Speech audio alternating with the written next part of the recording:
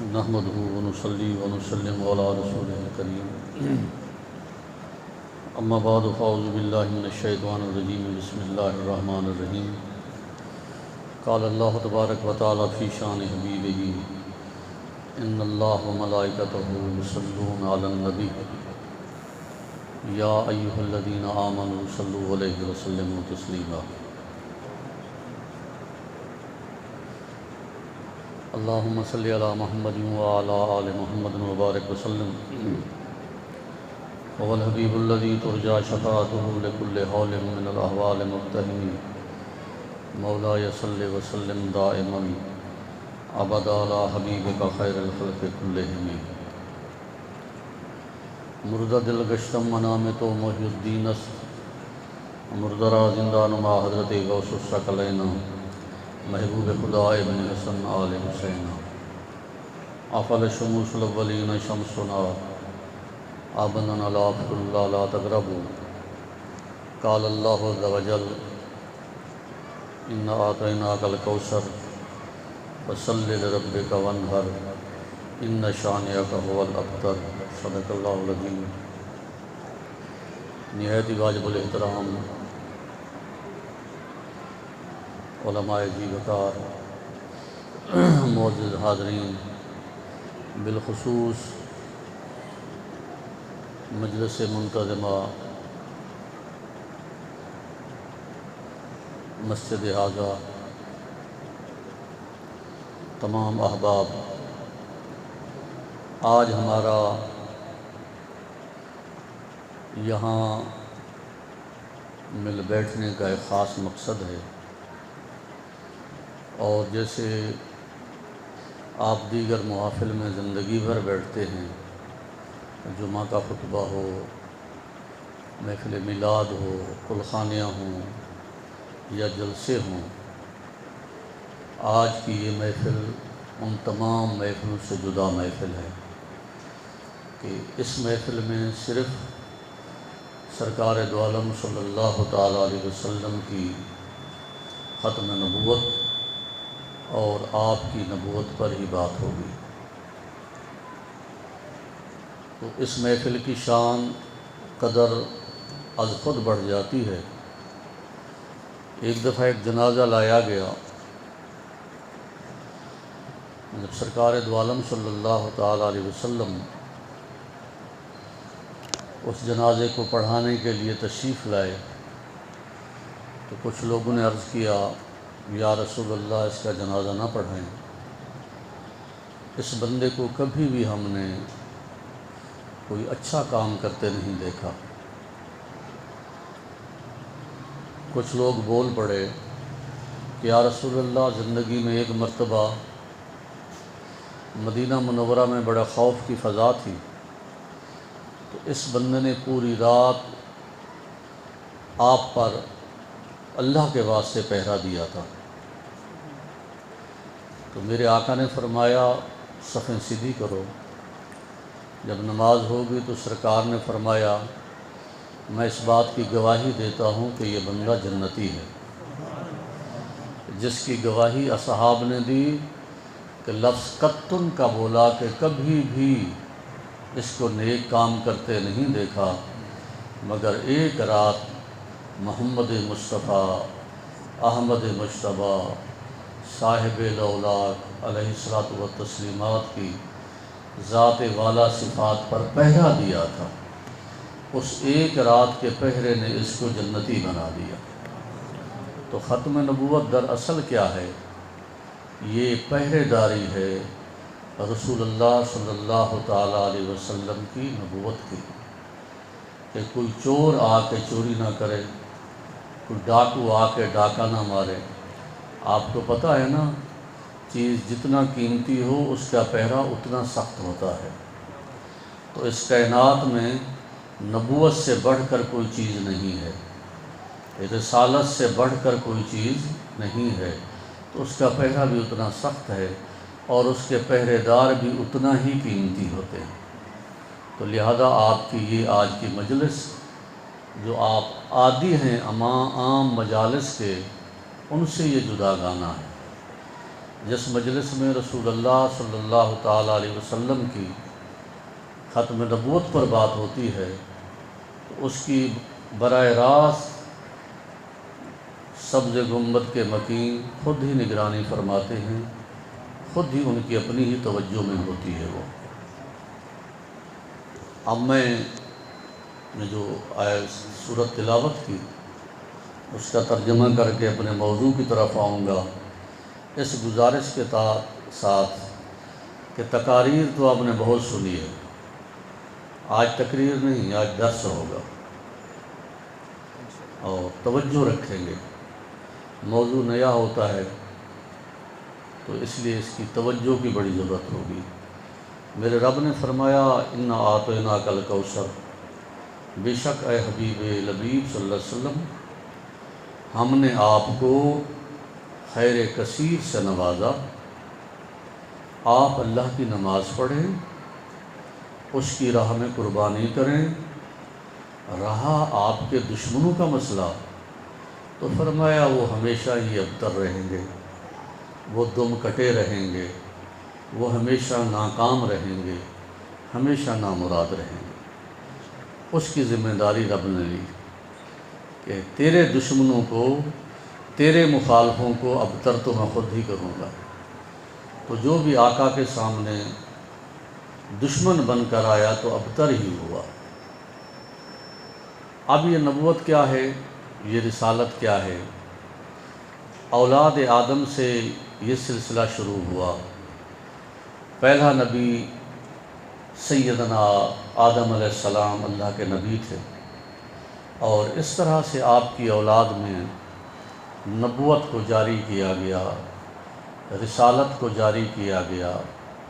مختلف اوقات میں ہر جگہ پر اللہ تعالیٰ نے ہر قوم میں نبی بھیجے، رسول بھیجے۔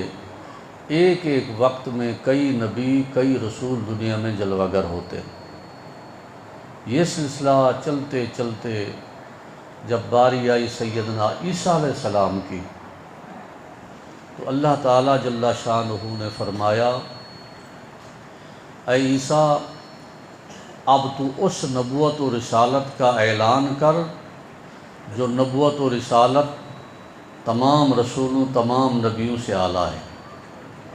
اور عیسیٰ علیہ السلام نے اب اعلان کیا وَيَأْتِي مِن بَعْدِي اسْمُهُ احمد۔ لوگوں اب سلسلہ نبوت میں صرف ایک نبی رہ گیا ہے، میرے بعد جو آئے گا اس کا نام ہوگا احمد۔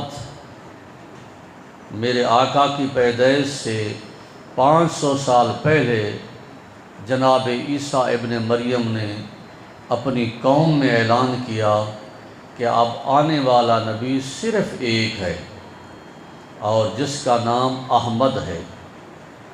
اب وہ وقت آیا کہ سرکار دو عالم صلی اللہ تعالیٰ علیہ وسلم کی بعثت ہوئی، تو اس سلسلہ نبوت کو میرے آقا نے کس انداز سے تعبیر کیا؟ آقا نے فرمایا، اللہ نے فرمایا اے حبیب آپ اپنی نبوت کا، اپنی ذات کا اور اختتام نبوت کا اعلان فرما دیجئے، اور یہ فرمائیے خدا نے فرمایا ما کان محمد، نہیں میرا محمد ابا احد من رجالکم، تمہارے مردوں میں کسی کا باپ، ولیکن رسول اللہ، محمد جو ہے وہ اللہ کا رسول ہے، وخاتم النبیین، نبیوں میں سب سے پچھلا، سب سے آخری نبی ہے۔ اس کے بعد نبوت کا سلسلہ تمام ہو گیا۔ اب میرے آقا کو پتہ تھا کہ آنے والوں نے خاتم کے معنی تو کئی کر لینے ہیں، کہ خاتم کا یہ معنی ہے، خاتم کا یہ معنی ہے، خاتم کا یہ معنی ہے کہ نبوت کو جاری کرنے والا ہے، رحمت کو جاری کرنے والا ہے۔ تو سرکار دو عالم صلی اللہ تعالیٰ علیہ وسلم نے اپنی امت کو ایک پیغام دیا نبوت کے حوالے سے۔ اگر نبی کی ذات پر کسی کو تردد ہے تو وہ تو اس کی مرضی، ورنہ پیغام تو بڑے زور کا میرے آقا نے دے دیا۔ عیسیٰ نے کہا میرے بعد آئے گا ایک جس کا نام احمد ہوگا۔ جب احمد آیا تو میرے رب نے اعلان کیا کہ یہ احمد خاتم النبیین ہے۔ اب خاتم کے کئی معنی کر کے نبوت کے لیے تم چور دروازہ کھول سکتے تھے، میرے نبی کے علم میں تھا کہ یہ چور دروازہ کھولیں گے، خاتم کے کئی معنی کریں گے۔ میرے آقا نے خود مہر لگائی، امتیوں اپنے نبی کا پیغام سن لو۔ میرے آقا نے فرمایا انا خاتم النبیین، میں آخری نبی ہوں۔ یا رسول اللہ اس کا معنی کیا ہے؟ آقا نے فرمایا لا نبی بعدی، اس کا معنی یہ ہے کہ میرے بعد کوئی نبی نہیں ہے۔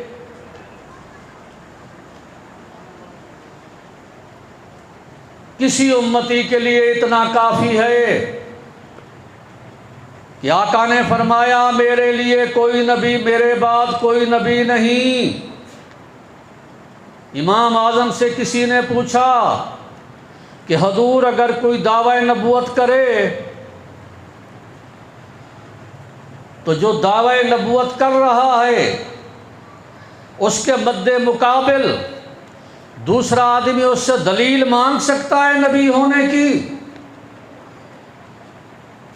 یہ ہمارے امام اعظم سے سوال ہوا کہ اگر کوئی آدمی دعوی نبوت والے سے دلیل مانگے کہ دلیل پیش کر تو نبی کیسے ہے، دلیل پیش کر کے تو رسول کیسے ہے، قرآنی آیت پیش کر، حدیث پیش کر یا عقلی دلیل پیش کر، تو امام اعظم سے پوچھا حضور کیا کوئی دلیل مانگ سکتا ہے؟ امام اعظم نے فرمایا جس نے دعوی نبوت کیا وہ تو اسلام سے خارج پہلے ہی ہو گیا تھا، اب جس نے دلیل مانگی، صرف دلیل کہ تو نبی ہے تو دلیل دے، میرے امام نے فرمایا کہ وہ بھی کافر ہو گیا، کیونکہ اس کا ایمان نبی کی اس حدیث پر نہ تھا انا خاتم النبیین لا نبی بعدی۔ فرمایا جس نے دعوی نبوت کیا وہ تو کافر پہلے تھا، جس نے بیٹھ کر صرف دلیل مانگی کہ جی دلیل کیا ہے آپ نبی ہیں، فرمایا شک تھا نا، شک تھا نا نبی کے فرمان پر، اسی شک کا نام تو کفر ہے کہ محمد عربی کے فرمان پر شک آیا تو کافر ہو گیا، جب شک نہ رہا تو مومن ہوا۔ اللہ نے کیا فرمایا؟ ذالک الکتاب لا ریب فیہ، خواہ وہ کتاب ہو یا صاحب کتاب ہو اس میں شک اور تردد نہیں ہے۔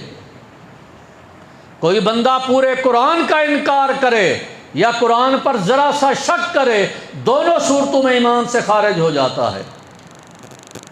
میرے آقا نے فرمایا کہ میں آخری نبی ہوں، میرے بعد کوئی نبی نہیں ہے۔ اب سوال پیدا ہوتا ہے یا رسول اللہ برحق سچ فرمایا آپ نے کہ آپ کے بعد کوئی نبی نہیں، علی جیسا بندہ رضی اللہ تعالیٰ عنہ، جناب سیدنا علی رضی اللہ تعالیٰ عنہ کو رسول اللہ صلی اللہ تعالیٰ علیہ وسلم سے اتنی قرب تھا، اتنی قرب تھا کہ صورتاً بھی اور مانن بھی جو قرب جناب علی کو میسر تھا وہ جناب علی رضی اللہ تعالیٰ عنہ کا خاصہ تھا۔ اتنا کمال قرب کے باوجود جب مہاجرین مکہ سے آئے، آقا نے ہر مہاجر کو جو مدنی انصاری تھا اس کا بھائی بنایا۔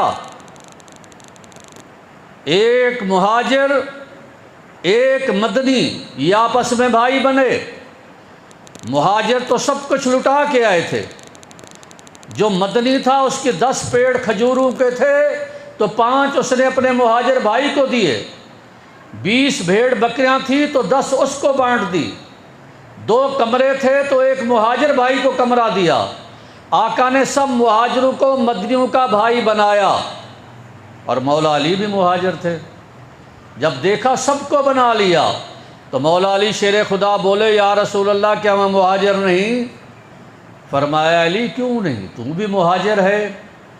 کہا کہ سرکار سب کو تو مدنیوں کا انصاریوں کا بھائی بنایا ہے، مجھے تو کسی کا نہیں بنایا۔ اب قانون کیا تھا؟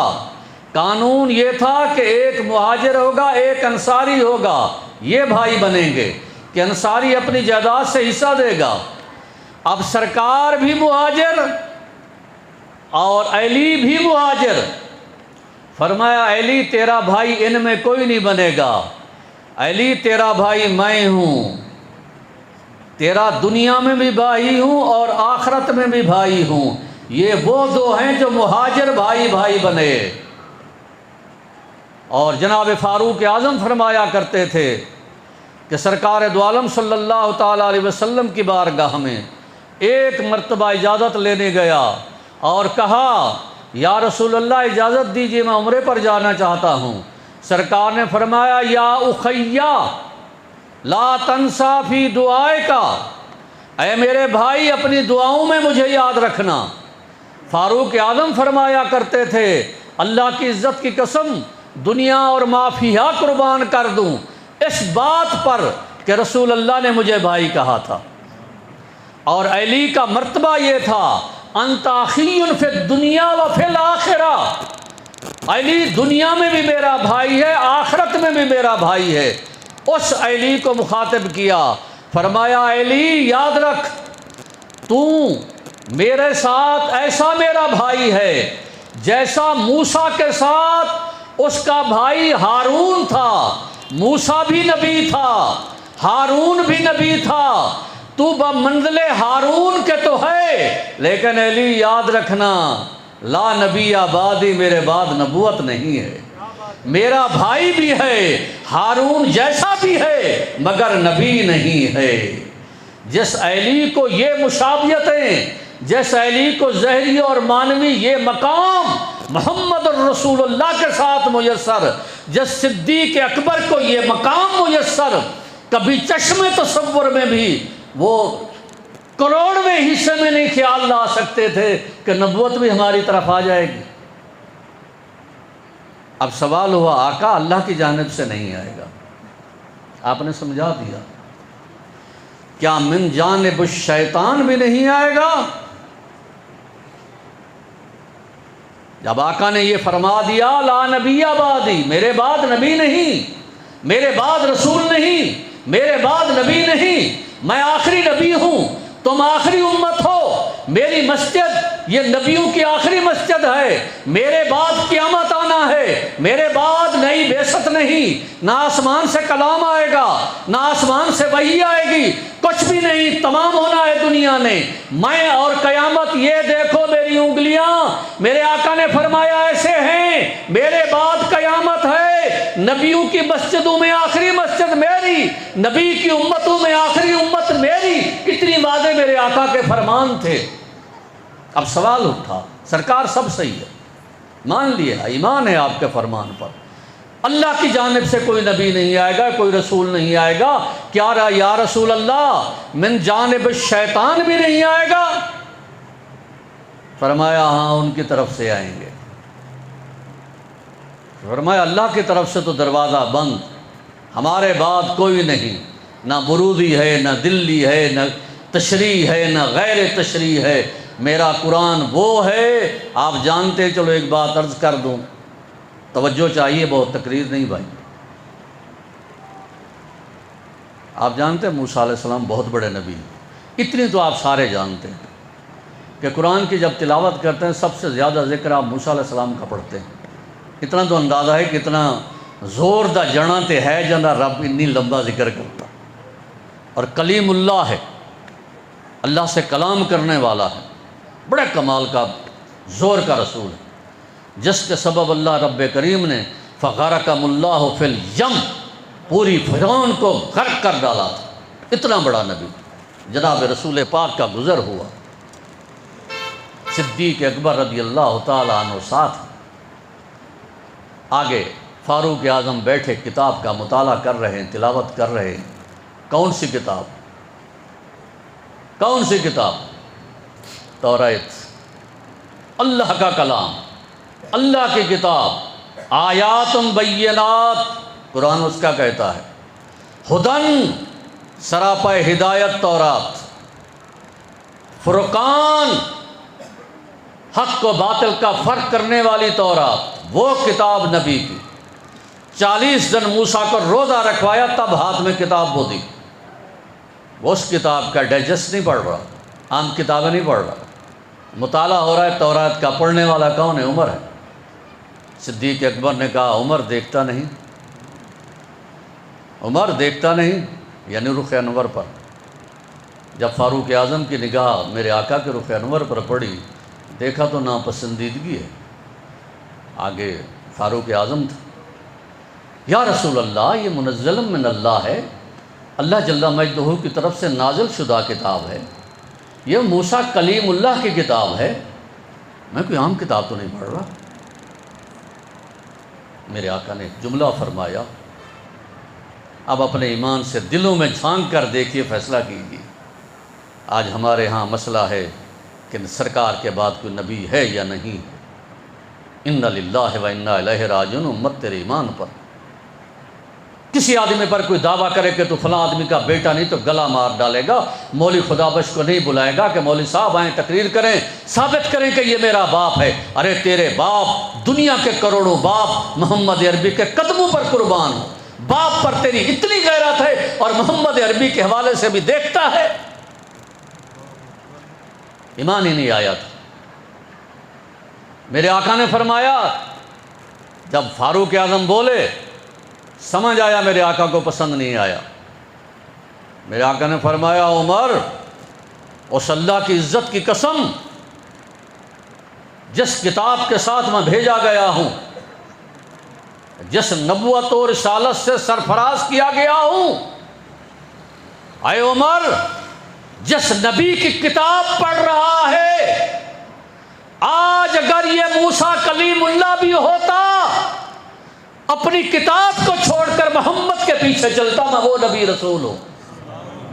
خدا کا خوف کرو، جو اتنی بڑا نبی اور رسول، اتنی بڑا صاحب کتاب کہ موسیٰ کلیم اللہ جیسا بندہ سوائے اس کے کہ محمد کی اتباع کرے، اس کے لیے کوئی چارہ نہیں، تو کہاں سے لے آؤ گے؟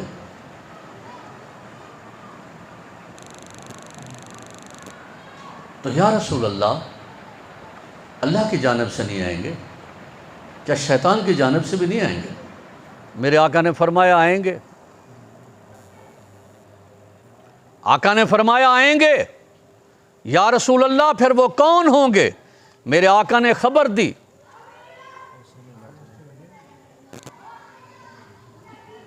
میرے آقا علیہ الصلوۃ والسلام مبارک نے خبر دی، فرمایا ثلاثون الکذابون، اے میرے امتیو یاد رکھنا، وہ 30 آئیں گے جو بڑے کذاب ہوں گے، اور آقا نے فرمایا وہ دجال ہوں گے۔ وَيَزْعُمُهُمْ، وہ یہ گمان کریں گے کہ وہ اللہ کے نبی ہیں۔ اے امتیو یاد رکھنا، لا نبی بعدی، من جانب اللہ، میرے بعد کوئی نبی نہیں۔ اب میرے بعد آ کے کوئی نبوت اور رسالت کا دعویٰ کرے، لسان محمد حدیث مقدسہ کہتی ہے کہ وہ دعویٰ کرنے والا دجال ہوگا، وہ دعویٰ کرنے والا کذاب ہوگا۔ اب اس کو دجال نہ آپ کہہ رہے ہیں، نہ میں کہہ رہا ہوں، نہ کوئی عالم دین کہہ رہا ہے، نہ ائمہ کہہ رہے ہیں، نہ صحابہ کہہ رہے ہیں۔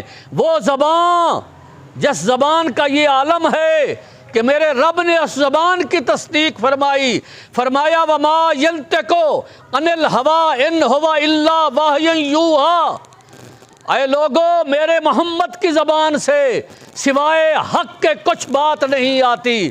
تو اس زبان در فشاں نے فرمایا کہ میرے بعد نبوت کا دعویٰ کرنے والے 30 بڑے آئیں گے، اور جو یہ گمان کریں گے کہ ہم نبی ہیں، اے میرے امتیوں یاد رکھنا وہ کذاب ہوں گے۔ میرے آقا نے فرمایا وہ دجال ہوں گے۔ سرکار کے بعد دعوی نبوت والے کو محمد عربی کی زبان تو کہے کذاب اور دجال، اور جو دعوی نبوت کرے آج کا امتی اس سے جا کر دلیل مانگے تو سوائے اس کے کیا ہے کہ انا للہ و انا الیہ راجعون۔ نعرہ تکبیر، ہاتھوں کو بلند کر کے نعرہ تکبیر، نعرہ رسالت، نعرہ رسالت، نعرہ رسالت، نعرہ تحقیق، نعرہ حیدری، تاجدار ختم نبوت، تاجدار ختم نبوت، تاجدار ختم نبوت۔ اب آقا علیہ الصلوۃ والسلام بارک نے فرمایا آئیں گے زبان محمد صلی اللہ تعالی علیہ وسلم ان کو تو جھوٹا اور دجال کہے، کوئی صاحب ان کو نبی اور رسول مانے، کیا کہیں گے؟ انا للہ و انا الیہ راجعون۔ اب آئیے خود سرکار دو عالم صلی اللہ تعالی علیہ وسلم مبارک کی مبارک زندگی میں کچھ لوگوں نے دعوی نبوت کیا خود سرکار کے سامنے۔ ایک آدمی تھا جس کا نام تھا اسود انسی، اس نے دعوی نبوت کیا، سیدھے سادے بھولے بھالے مسلمانوں کی متاع ایمان لوٹ لی، نبی پاک کے ہوتے ہوئے زہری دنیا میں کئی لوگ اس کو نبی مان بیٹھے، متاع ایمان کا سودا کر بیٹھے۔ سرکار دو عالم صلی اللہ تعالی علیہ وسلم نے حضرت معاذ بن جبل رضی اللہ تعالی عنہ کو یمن کی طرف بھیجا اور فرمایا کہ ایک کذاب نے وہاں دعوی نبوت کیا ہے، ایک کذاب نے وہاں دعوی نبوت کیا ہے، جاؤ جا کر اس کو واصل جہنم کر دو۔ جناب معاذ بن جبل، آپ ایک شادی کی تقریب میں موجود تھے، آپ نے لوگوں کو سرکار کا پیغام پہنچایا، اور ان میں سے ایک فرود نامی آدمی رات کو جا کر اس دجال داعی نبوت کا کام تمام کیا۔ اب یہ کام یمن میں ہوا،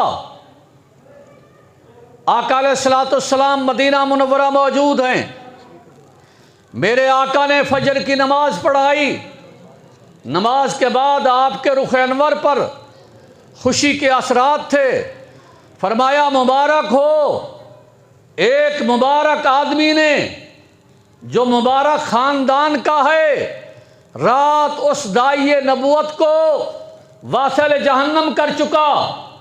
اصحاب نے عرض کیا یا رسول اللہ وہ بندہ کون ہے؟ عرض کی، فرمایا کہ اس کا نام فرود ہے۔ چند روز بعد میرے آقا کا اس دنیا سے وصال با کمال ہوا، اور بعد میں یمن سے بندہ آیا، آ کر یہ خبر دی کہ اس داعی نبوت کو فرود نے قتل کر دیا۔ جب یہ خبر اصحاب کو پہنچی، اصحاب نے کہا ہمیں پہلے دن ہی رسول خدا نے یہ بات بتا دی تھی۔ ایک اور داعی دار نبوت سرکار کے سامنے، طلحہ اس کا نام تھا، بنو اسد قبیلے کا تھا، اس نے دعوی نبوت کیا، اپنے چچا زاد بھائی کو خط دے کر بھیجا رسول اللہ کی جانب، یہ کہہ کر کہ رسول اللہ سے کہا مجھ پر ایمان لائیں، میں اللہ کا نبی ہوں۔ میرے آقا نے اس خط لانے والے کو بد دعاؤں سے نوازا، اور اس کا بہت برا حشر ہوا بعد میں۔ جیسے سرکار کا وصال ہوا، سرکار ابھی حیات تھے، ایک اور بندہ تھا جس کا نام تھا مسلمہ بن کذاب۔ کذاب جو تھا بنو حنفیہ قبیلے نجد کا تھا، اس نے سرکار کے پاس 2 پیغام رساں بھیجے اور یہ کہا کہ آپ شہریوں کے نبی ہیں، میں دیہاتیوں کا نبی ہوں، میں آپ کی نبوت کا اقرار کرتا ہوں، آپ مجھے نبی مانیں۔ تو یہ کھیل میرے بھائی کوئی نیا نہیں۔ میرے آقا کے وصال مبارک کے بعد سیدنا صدیق اکبر نے جیسے ہی لگام سنبھالی خلافت کی، سب سے پہلے آپ نے طلحہ اسدی کے لیے حضرت خالد بن ولید کو بھیجا، بڑی جنگ ہوئی۔ اب اس کے بعد مسلمہ کذاب، اس بدبخت نے 70,000 بندہ اکٹھا کر رکھا تھا، جس میں حضرت خالد بن ولید گئے اور جنگ ہوئی، اور اس جنگ میں 800 سے لے کر 1200 تک روایت ہے اصحاب پاک کی جماعت نے شہادت نوش کی، مگر ان کو نبی نہ مانا، کچھ بھی نہ کیا۔ اور اس وقت تک جہاں آپ بیٹھے ہیں، اس وقت تک دنیا میں جن لوگوں نے دعوی نبوت کیا ہے ان کی تعداد 300 سے زیادہ ہے۔ کسی نے خدا ہونے کا دعویٰ کیا، کسی نے نبی ہونے کا دعویٰ کیا، کسی نے رسول ہونے کا دعویٰ کیا، کسی نے عیسیٰ ابن مریم ہونے کا دعویٰ کیا، کسی نے مہدی ہونے کا دعویٰ کیا۔ ان کی تعداد 300 سے زیادہ ہے، اور امت نے آج تک کسی کو معاف نہیں کیا۔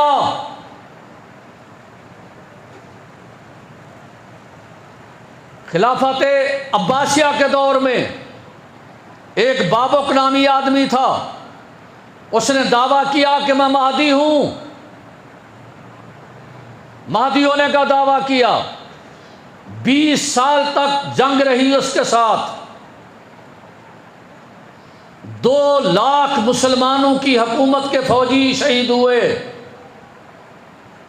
مگر خلیفہ نے پکڑ کر اپنے ہاتھ سے اس کو ذبح کیا تھا۔ آج تک اس امت نے کسی کو برداشت نہیں کیا۔ آج جس کام کے لیے ہم آئے بیٹھے ہیں، اب جب ختم نبوت کی بات ہوتی ہے، ہمارے لیے مسئلہ مرزائیہ ہے۔ یہ کون لوگ ہیں؟ پہلی سیدھی بات یہ ہے کہ آپ کی ہمارے ایمان کی کمزوری۔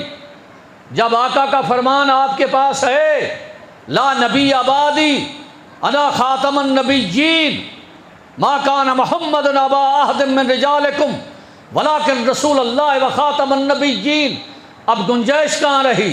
کبھی کسی نوجوان نے اپنی اماں سے بھی نہیں پوچھا، اماں جس کا بیٹا کہلاتا ہوں کیا واقعی اس کا بیٹا ہوں؟ سنی سنائی پر اعتماد کیا، تحقیق نہ کی۔ ارے محمد کی نبوت اور رسالت کو اتنا بھی نہیں مانتے؟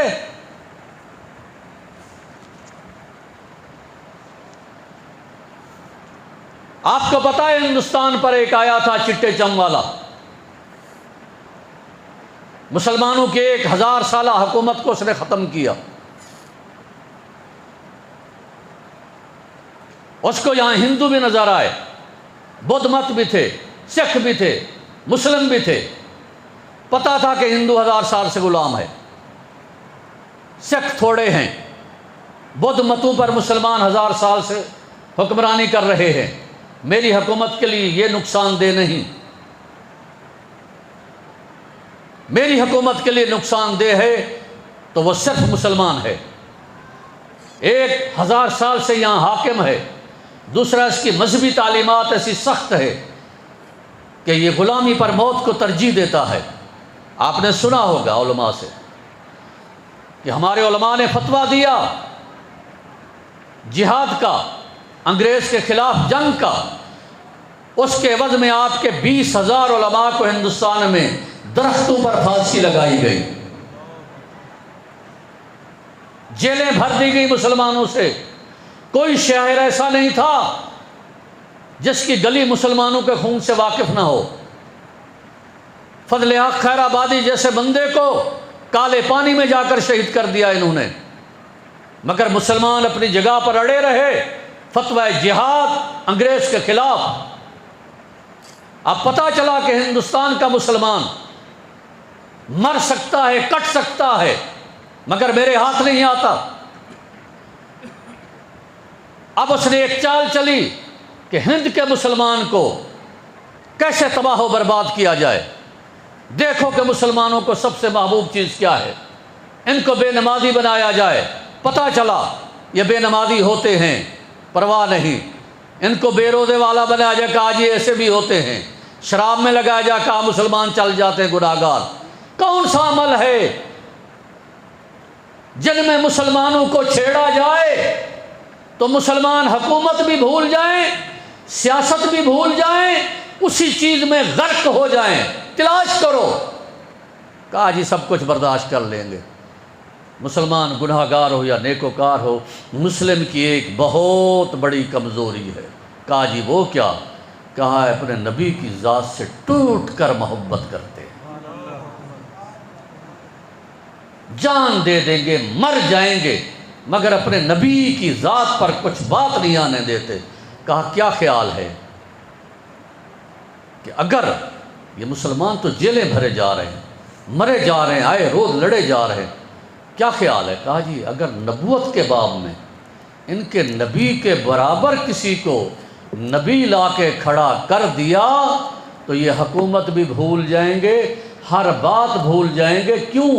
ان کو اپنی جان سے، مال سے، اولاد سے، حتیٰ کہ ہر چیز سے زیادہ محبوب ترین چیز ان کے نبی کی ذات ہے۔ وہاں تو ایک لفظ سننے کو تیار نہیں ہوتے۔ نعرہ تکبیر، نعرہ رسالت۔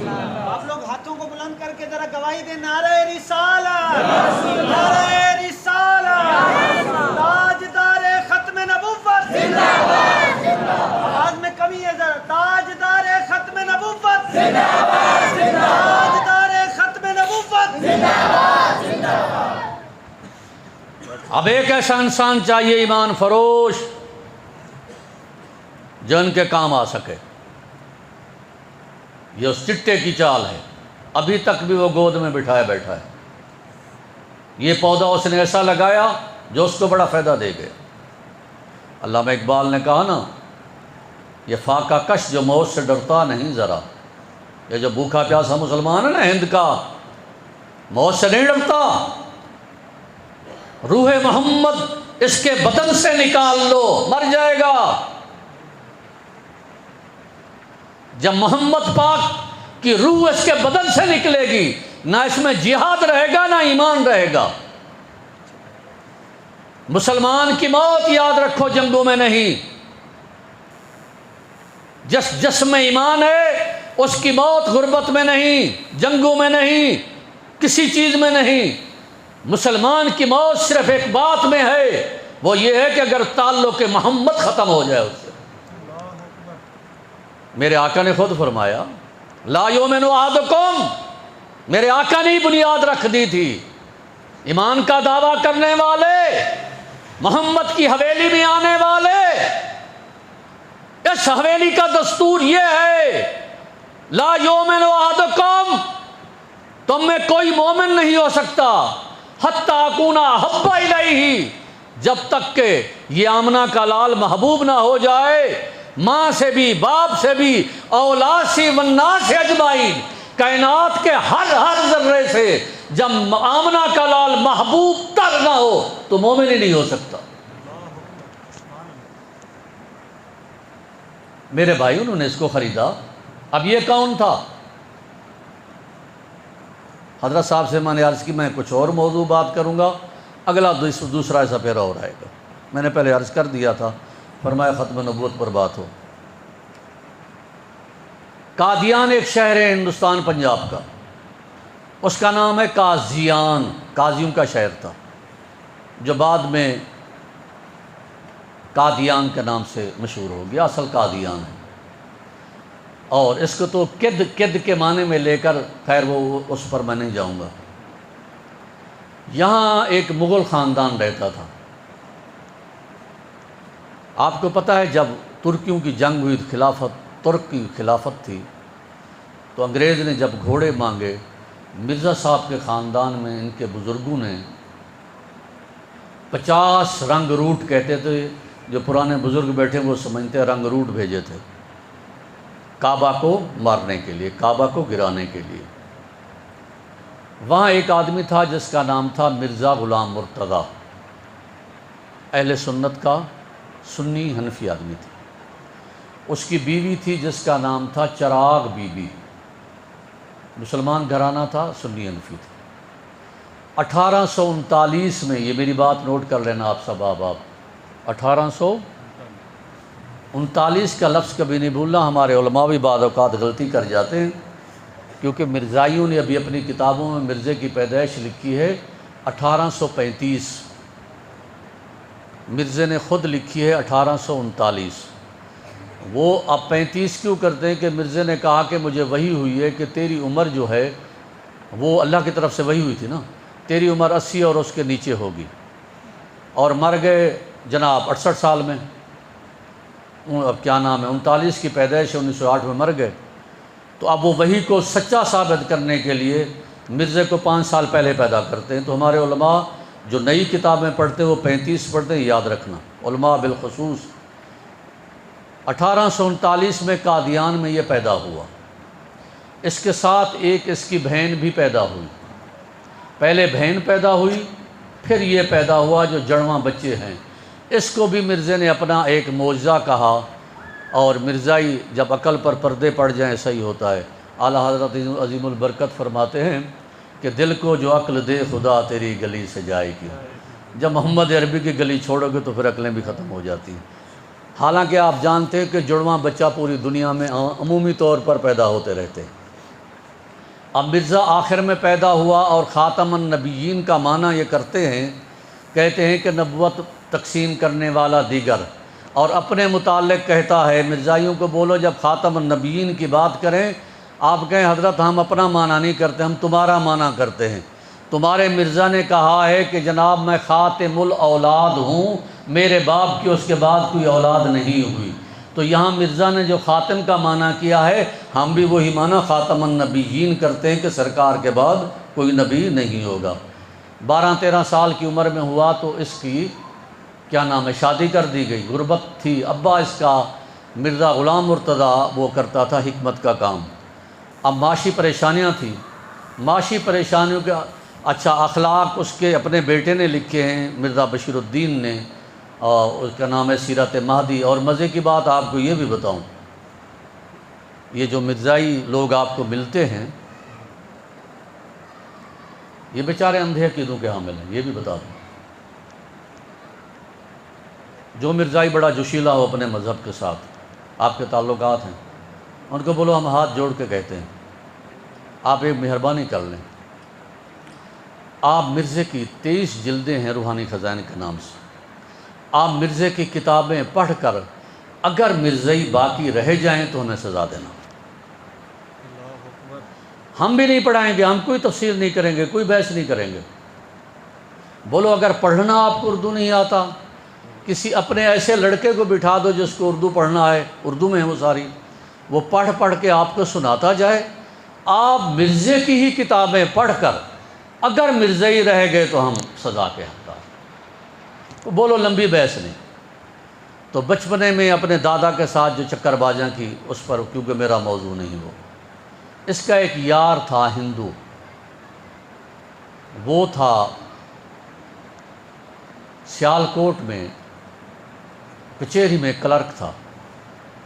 مرزا اس کے آگے جا کر رویا رونا، شادی ہو گئی ہے، بچے ہیں، غربت ہے، فلاں ہے، آمدنی کا مسئلہ ہے۔ تو اس نے کہا یار میرے ساتھ چل، لکھنا پڑھنا تو تجھے آتا ہے۔ وہاں جا کر سن 1864 میں وہاں جا کر یہ عرضی نویس بن گیا۔ 64 سے لے کر 68 تک 4 سال سیالکوٹ کی کچہری میں یہ عرضی نویس بنا رہا۔ اسی اسنا میں جو میں نے پہلے عرض کیا تھا آپ کو، ابھی جو پہلے بتایا، اب ان کو چاہیے تھا کوئی ایمان فروش بندہ جو اس منصب پر فیض و کام آ سکے۔ باقی آگے بڑھانا اٹھانا تو ہمارا کام ہے بھائی، صلاحیت ہو نا وہ ہم دے دیں گے، اب عیسائی مشنری کا ایک بندہ آیا ہوا ہے سیالکوٹ میں، یہ ایمان فروش، ضمیر فروش، غربت کا ستایا ہوا، اس سے ملنا ہوا، روزانہ جا رہا ہے، ساری رات اس کے ساتھ گزارتا ہے۔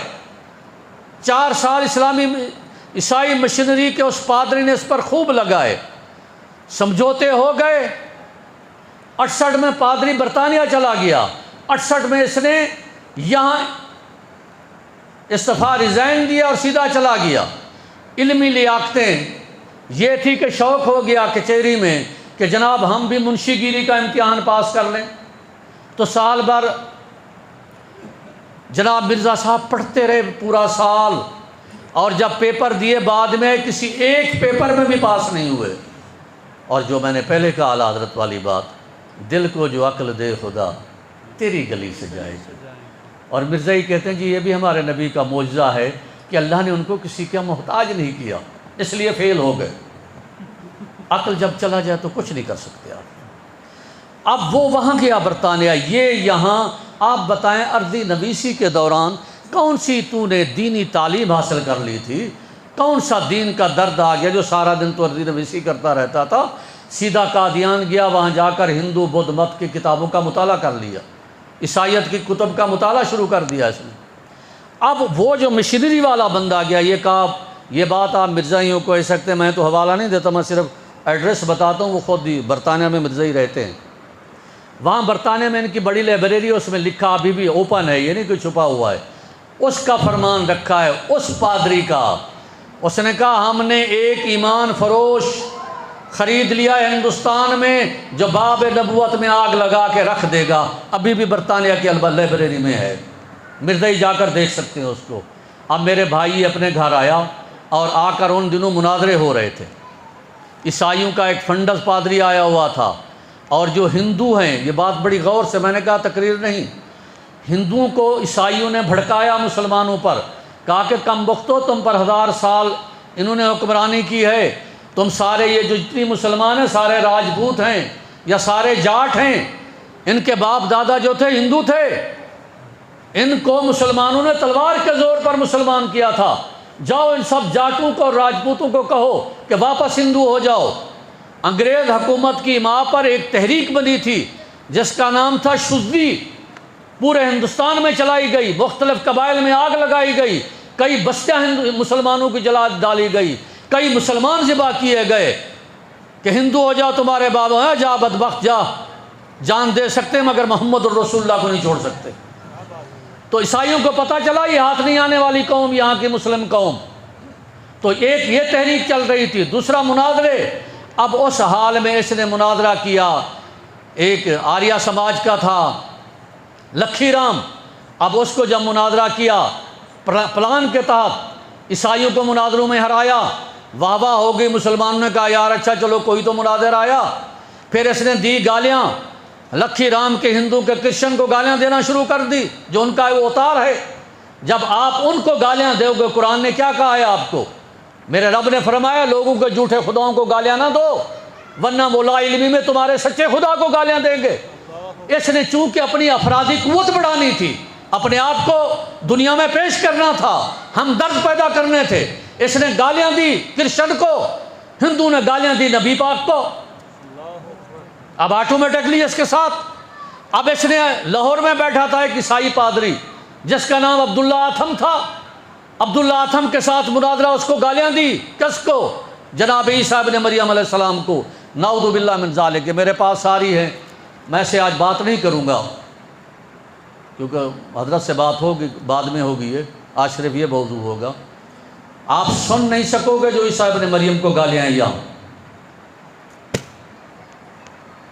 جو سیدنا عیسیٰ علیہ السلام علی نبینا کو مرزا نے گالیاں دی، آپ سن نہیں سکو گے، مجھے روکو گے مولوی صاحب بس، جو بی بی مریم کو گالیاں دی ہیں سن نہیں سکو گے۔ ہم مولوی نہیں جھوٹ بوٹ بول رہے، مولوی جی اپنی طرف سے بہتان، ان کی کتابوں کے حوالے سے بات کر رہا ہوں۔ جب اس نے عبداللہ آتھم کو گالیاں دی، عبداللہ آتھم نے جواب میں ہمارے نبی کو دی، قرآن پر اعتراض کیا، اس نے انجیل پر کیا، انہوں نے قرآن پر کیا۔ اب ایسے گتھا بنتا بنتا بن گیا، سیدھے سادے اپر پنجاب کے لوگ آپ دیکھیں نا، مرزائی سے متاثر کون ہوئے؟ کون ہے زیادہ مرزائی؟ پنجابی، گوارداس پور، اپر پنجاب۔ ابھی تو ہمارا پنجاب تقسیم ہو گیا نا، انڈیا میں چلا گیا۔ آپ کی سرحد سیالکوٹ کے ساتھ ہی تو ہے قادیان، یہ مرکز سینٹرل تھا پنجاب کا۔ آپ کو جو بھی مرزائی ملے گا، سیالکوٹ کا ملے گا، شکرگڑھ کا ملے گا، نروال کا ملے گا، جلندھر کا ملے گا، یہاں کے ملیں گے، کیونکہ اس نے اثرات دیہاتی لوگ تھے۔ اچھا، ان میں کسی نے نبی نہیں مانا تھا، یہ بھی آپ کو بتا دوں، جو بھی مرزائی ہیں، ان کے جو بڑے پردادا تھے جو مرزے کو مانا، بیعت کی، انہوں نے نبی نہیں مانا تھا۔ ان میں اکثر نے پیر سمجھ کر بیعت کی تھی، یہ پیر کے روپ میں آیا۔ اب اس کے بعد جناب اس نے نعرے لگانا شروع کر دیے، میں جی مجدد ہوں، مہدی ہوں، پھر وہ ہوں، پھر میں عیسیٰ ہوں، پھر فلاں ہوں۔ ایک بات کروں گا، اس کو ایمان اپنے پلے میں باندھ لیں۔ حوالہ انشاءاللہ پھر آگے کبھی لکھواؤں گا، یا نمبر لے لیں حوالہ ہم سے، وہاں سے لکھوا لیں۔ مرزے کا اپنا عقیدہ تھا، مرزے کا اپنا عقیدہ تھا، اس وقت بھی اس کی کتاب میں موجود ہے۔ جو مرزائی چھاپتے ہیں، ہم نہیں چھاپتے، ہم کیوں چھاپیں ان کو؟ ان کی میں نے تبھی کہا کوئی مرزائی پڑھ کے مرزائی رہ جائے تو ہمیں سزا دینا۔ اس نے لکھا، سرکار دو عالم صلی اللہ تعالیٰ علیہ وسلم کی نبوت کے بعد،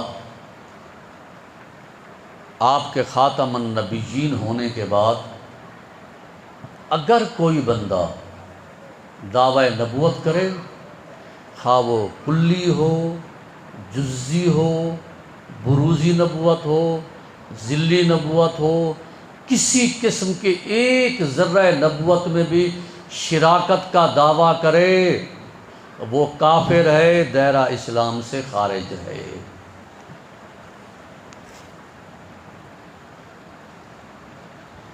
اور اپنے متعلق کہتا ہے کہ میں دعوی نبوت کر کے اپنے آپ کو نبی کہہ کے پاک اسلام سے خارج ہو کر قوم کافرین میں شامل ہو جاؤں، یہ اس کی اپنی بات ہے، ابھی بھی ہے۔ اور دعوی نبوت کب کیا؟ یہ کب کی باتیں ہیں؟ یہ 1880، 90، 95 اس کی۔ مستقل دعوی نبوت کب کیا؟ سن 1901 میں آ کر۔ اب دوسری عبارت سنیں، کہا کہ جب اللہ مجھے رسول کہے، نبی کہے، پھر میں کیوں نہ اپنے آپ کو رسول اور نبی کہوں؟ مرزائیو، حکومت پاکستان، آئین پاکستان نے تمہیں کافر نہیں قرار دیا، قانون ہے وہ اپنا ہے، لیکن ذرا ٹھنڈے دل سے سوچ لو، مرزے کی اس عبارت سے اور اس عبارت سے، مرزا اپنی عبارت سے خود بھی کافر ہے، اور تم جو مرزے کو ماننے والے ہو تم بھی سارے کافر ہو۔ نعرہ رسالت، نعرہ رسالت، نعرہ رسالت، تاجدار ختم نبوت، تاجدار ختم نبوت۔ آج ایک عزم کریں، ہاتھوں کو اٹھا کر مرزائیت پہ لعنت، مرزائیت پہ لعنت، مرزائیت پہ لعنت۔ اب مرزے کے فتوے سے کیا ہوا؟ یہ بات یوں سمجھائی۔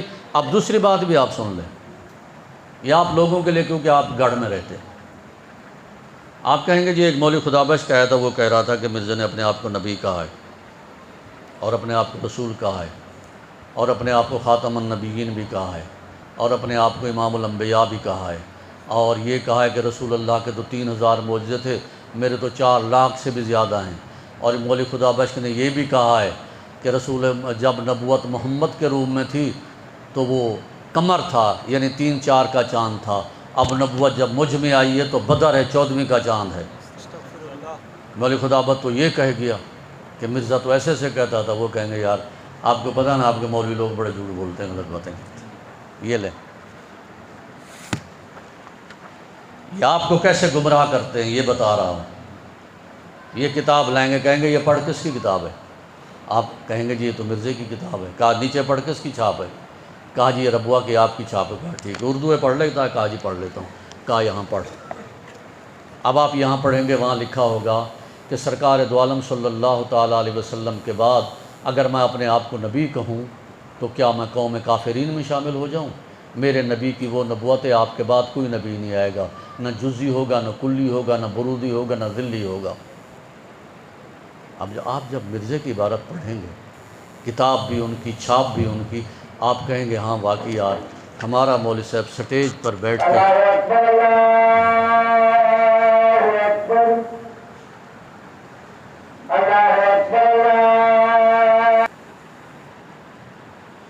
اب آپ کہیں گے جی وہ مولوی خدا بخش واقعی جھوٹ بول گیا تھا۔ آپ کیسے مانیں گے میری بات کہ آپ ان کی کتاب میں دیکھ رہے ہیں، چھاپ بھی ان کی، کتاب بھی ان کی، اور مرزا کہہ رہا ہے کہ جو نبوت کا دعویٰ کرے وہ اسلام سے خارج ہے، اور کیا میں قوم کافر میں داخل ہو جاؤں نہ دعویٰ نبوت کر کے؟ میرے بھائی ان کا دھوکہ ہوتا ہے۔ یہ کتاب، یہ تحریر ہے اس کی سن 90 کے عشرے کی، 80 کے عشرے کی، اور اس نے جو دعویٰ نبوت کیا ہے وہ کیا ہے 1901 میں جا کر۔ اب 1901 کے بعد کی جو کتاب ہے اس میں یہ لکھا ہوا ہے، جب اس نے مجھے رسول اور نبی کہا ہے، میں نبی اور رسول اپنے آپ کو کیوں نہ کہوں؟ آپ کو کب وہ اگلی عبارت دکھائیں گے؟ جب آپ کی متاع ایمان لٹ چکی ہوگی، خدا نخواستہ۔ تو میرے محترم، یہ اس طرح سے دعوی نبوت اور دعوی رسالت میں آگے بڑھا، اور یہاں تک اب بات سمیٹوں گا، دو چار باتیں آپ کو مزید۔ پیر مہدی شاہ صاحب رحمۃ اللہ تعالیٰ علیہ نے اس کا محاسبہ کیا، اور جب آپ بھولے نہ بنیں، جب آپ سے مناظرے کی بات آئے نا، آپ سے جب مناظرے کی بات ہے، بات کریں گے جی ہم سے بات کرو، قرآن پر بات کرو، حدیث پر بات کرو۔ پہلے آپ کو ایک معیار بتا دوں، اس کے لیے نہیں، ویسے آپ 40 سال تک میرے نبی نے اپنے آپ کو دکھایا، 40 سال زندگی مبارک میرے نبی نے اپنے آپ کو دکھایا۔ 40 سال بعد فرمایا کہ یار اللہ ایک ہے، اور مشرکین کے لیے وقت پڑ گیا تھا کہ یار محمد کی بات کو رد کیسے کریں، 40 سال میں اس نے کبھی جھوٹ تو بولا ہی نہیں، کردار اتنا کمال کا، اس کو ہم رد نہیں کر سکتے، نہ مانتے ہیں نہ رد کرتے، اس کشمکش میں ہو گئے تھے لوگ۔ اور میرے رب نے کیا اپنی دلیل دی؟ کسی نے کہا جی چاند کے ٹکڑے کر دو، کسی نے کچھ، کسی نے کچھ۔ میرے رب نے کیا دلیل دی؟ میرے رب نے یہ دلیل دی، فَقَدْ لَبِثْتُ فِيكُمْ عُمَرًا مِنْ قَبْلِي أَفَلَا تَعْقِلُونَ۔ اے حبیب ان سے کہو کہ 40 سال تم میں زندگی گزارے کھڑا ہوں، میری زندگی کے کسی پہلو پر انگشت اٹھا سکتے ہو؟ اگر نہیں اٹھا سکتے تو سمجھ لو کہ محمد کا رب وحدہ لا شریک ہے۔ کیا بات ہے؟ اب کوئی بات نہ کرے، یہ آئیں گے جی قرآن آیت عیسیٰ حیات ہے نہیں ہے، مہدی ہے نہیں ہے، آپ کہو جی چھوڑو سب باتیں، پہلے آپ مطالعہ کر لو۔ بولو جس کو آپ نے نبی کے لیے، جس ویکنسی کے لیے نبی کو تیار کیا ہے، آؤ ذرا مرزے کی شب و روز پر بات کر لیتے، چھوڑو ساری باتیں۔ ارے جس کی بیوی ساری حیاتی اس کو سیدھے جوتے نہ پہنا سکی، اور وہ اپنا کپڑا ہو گیا نا وہ باندھ باندھ کر رکھتی، پھر بھی یہ الٹے جوتے پہن لیتا۔ جو ڈھیلا ایک جال ڈالتا تھا جیب میں پیشاب خشک کرنے کے لیے، ایک میں گڑ، کبھی اس کو کھا لیتا، کبھی اس کو استعمال کر لیتا، یہ تمہارا نبی بنا؟ جس کو کپڑا پہننا نہ آیا وہ خود اپنی کتاب میں لکھتا ہے کہ 24 گھنٹے میں 100 مرتبہ مجھے پیشاب آتا تھا۔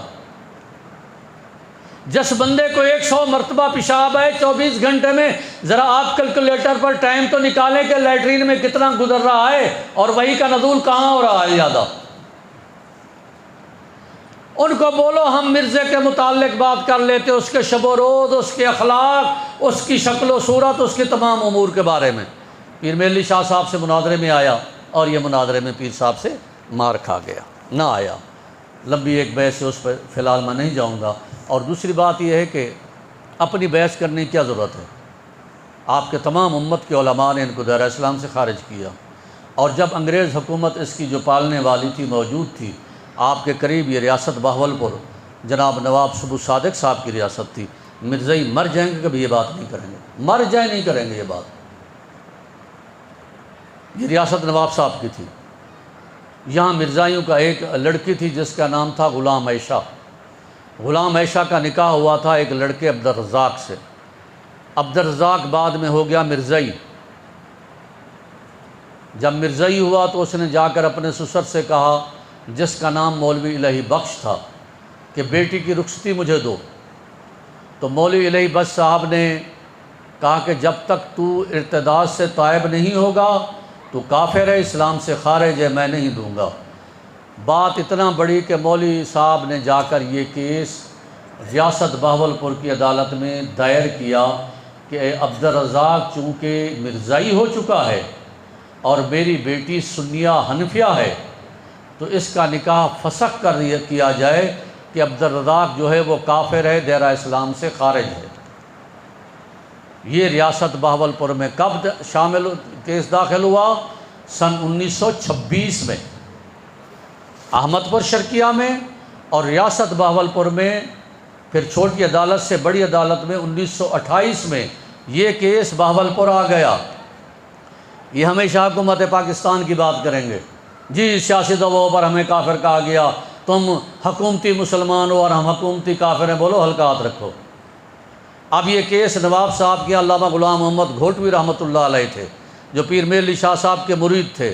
اس کیس کے لیے ایک باقاعدہ جج تشکیل دیا گیا جس کا نام تھا منشی محمد اکبر خان صاحب۔ باقاعدہ ایک عدالت لگی، 88 سے لے کر 1935 تک یہ سماعت ہوئی، 7 سال تک جج نے سماعت کی، اور مرزائیوں کے کھڑ 5 قسم کے لوگ آئے تھے۔ میں نے کہا نا مر جائیں مرزائی، کبھی بہاولپور کا نام بھی نہیں لیں گے۔ اس وقت آپ کو ان کے وکلا گناؤں، اس وقت ہندوستان کا بڑا وکیل مسٹر اسد اللہ خان جو برسٹر تھا، جو آپ کا پاکستان کا پہلا وزیر خارجہ ظفر علی خان مرزائی گزرا ہے، اس کا بھائی تھا، وہ عدالت میں کیس لڑا۔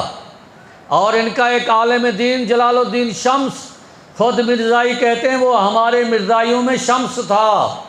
ایک ان کا عالم دین غلام احمد مجاہد، ایک ان کا عالم دین غلام احمد اختر، اور کئی ان کے عالم، اور روزانہ ڈیلی بیسس 10 گھنٹے عدالت لگتی۔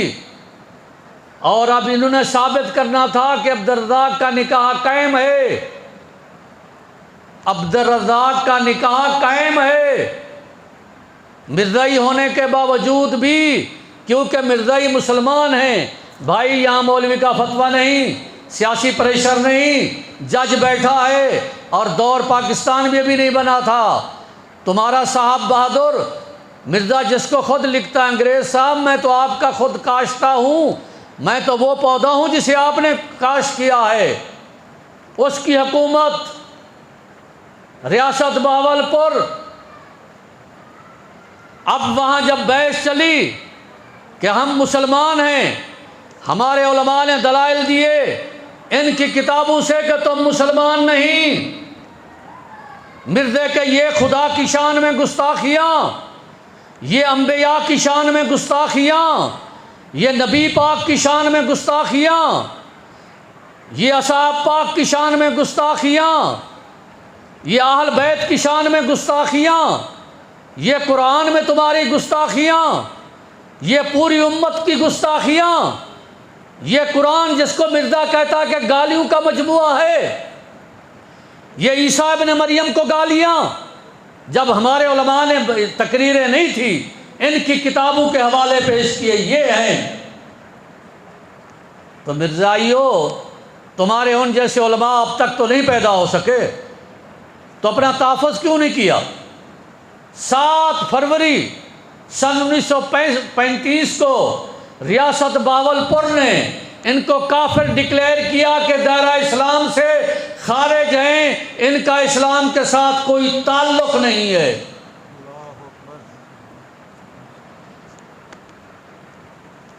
چلو آپ کے تھرو میں دعوت دے دیتا ہوں مرزائیوں کو، وہ جو تمہارے بیانات ہیں، وہ جو مسلمانوں کے بیانات ہیں، 3 جلدوں پر مشتمل ہیں، تقریباً 2200 صفحات جو جج کے سامنے بیان ہوئے، مسلمانوں کے بیانات، علماء کے اور ان کے بھی موجود ہیں۔ مرزائیوں تمہیں چیلنج ہے، پاکستان کو چھوڑو، جرمنی تو تمہارا خاص ملک ہے نا، یا جن کی گود میں بیٹھے ہو، وہاں کسی جج کے پاس جا کر مقدمہ بہاولپور کو چیلنج کرو، وہ دونوں کے بیانات پڑھے، اگر تمہیں وہ کافر نہ کہے تو ہم سزا کے مستحق۔ آج مر جائیں گے، میں نے کہا بہاولپور کا نام ہی نہیں لیں گے، ہمیشہ اسمبلی کی بات کریں گے۔ جناب ذوالفقار علی بھٹو آخری بات کر کے ختم کرتا ہوں، میں نے تو امید لمبی باندھی تھی، بہرحال پھر احمدہ صحیح۔ جناب ذوالفقار علی بھٹو آپ جانتے ہیں لبرل قسم کے آدمی تھے، آزاد آدمی تھے۔ یہ فیصلہ ہوا، پتہ ہے آپ کو ذوالفقار علی بھٹو کب گرم ہوا؟ فاروق علی خان صاحب اس وقت ڈپٹی اسپیکر تھے، چاہے یہ پایا ادھر مرزا ناصر تھا ان کا، ادھر ہمارے علماء تھے، جس پاکستان کے آئین کو یہ برا بھلا کہتے ہیں۔ ہمیشہ اسمبلیوں کے ایک قانون ہوتے ہیں، آپ آؤٹ آف اسمبلی ہے نا، ممبر نہیں، آپ اسمبلی کے آئین میں بحث نہیں کر سکتے۔ جب اسمبلی کوئی آئین بنا رہی ہے، آئین سازی کر رہی ہے، تو جو ممبر حضرات ہیں ان کا کام ہے اس قانون کو جو بھی شکل دینی ہے۔ لیکن پھر بھی پاکستان کی حکومت نے بڑے لمبے دل کا مظاہرہ کیا کہ مرزا ناصر ایم این اے نہیں تھا، اس کے حوالی ایم این اے نہیں تھے، مرزا طاہر سے پہلے ان کا مرزا ناصر تھا۔ تو ان کو پھر بھی بلوایا کہ جناب آپ آئیں، لوہری گروپ کو بھی بلوایا، جناب آپ آئیں، یہاں بیٹھیں، اپنی حفاظت کرنی ہے کریں۔ ادھر ہمارے علماء تھے، ادھر مرزا ناصر تھا، لوہری بھی تھے۔ اب درمیان میں قانون کیسا بنا؟ آپ جس کو گالیاں دیتے ہیں یہ مرزائی، یہ ہمارے ساتھ ظلم ہوا۔ دنیا میں آپ کو ایسا قانون کہیں نہیں ملے گا کہ جو آؤٹ آف اسمبلی ہو اس کو اسمبلی کا حصہ بنا کے بٹھا دیں۔ یہ ہے پاکستان کی، اور کیا کرتا پاکستان؟ اب جب بیان آئے تو مرزا ناصر بیٹھا، تحفظ نہیں کر سکا۔ ہمارے علماء بھی نہیں بات کرتے تھے، وہ بھی نہیں کرتا تھا۔ یحییٰ بختیار اٹارنی جنرل تھا اس وقت، وہ جانبین بیان سناتا تھا۔ آخری دن فاروق علی خان ڈپٹی اسپیکر تھے۔ آخری دن کی ایک بات بتاؤں، جہاں ذوالفقار علی بھٹو صاحب اچھل پڑے اپنی کرسی سے، کتاب اٹھائی یحییٰ بختیار نے، کہا مرزا ناصر یہ کتاب کیا تیرے دادا کی ہے؟ کہا جی ہے۔ کہا اس کا صفحہ نمبر فلاں نکالیں۔ مرزا ناصر نے نکالا، سامنے بیٹھا تھا۔ کہا مرزا ناصر میں کتاب پڑھ رہا ہوں، اگر میں پڑھنے میں کوئی غلطی کروں تو مجھے ٹوک دینا۔ کہا جی ٹھیک ہے۔ یحییٰ بختیار نے عبارت پڑھی جو مرزا نے لکھی۔ یحییٰ بختیار نے کہا، پڑھا، مرزا نے لکھا، جو مجھ پر ایمان نہیں لاتا، جو میری کتابوں کی تصدیق نہیں کرتا، وہ اصلاً ایک زانیہ کا بیٹا ہے۔ ذوالفقار علی بھٹو اپنی کرسی سے اچھلا، کہا کم وقت یہ کیا؟ گناہ اگر میرا ہے تو میری ماں کو زانیہ کہہ رہا ہے۔